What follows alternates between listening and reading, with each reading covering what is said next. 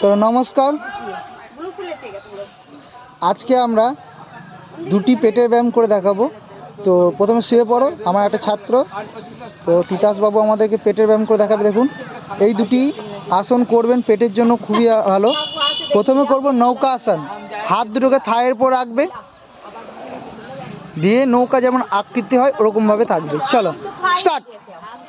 1 2 3 4 5 6 7 8 9 10। Relax. এটি পেটের জন্য খুবই ভালো, এটি বাড়িতে আপনারা প্র্যাকটিস করবেন, ঠিক আছে? আর খাবার না খেয়ে, ঠিক আছে, খাবার খাবেন না। তো এরপর করবো আমরা পাবান মুক্ত আসন। খুবই ভালো একটি আসন, পেটের দূষিত বায়ু বার করে দেবে। তো এভাবে দুটো হাঁটু ভাঁজ করবেন, ঠিক আছে?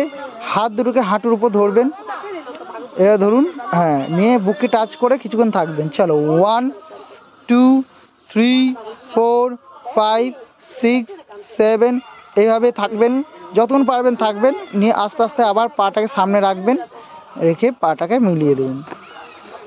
এইভাবে এই দুটি আসন করবেন, দেখবেন পেটের জন্য খুবই ভালো। চলো উঠে বসে পড়বো, আমরা বাড়িতে প্র্যাকটিস করবেন।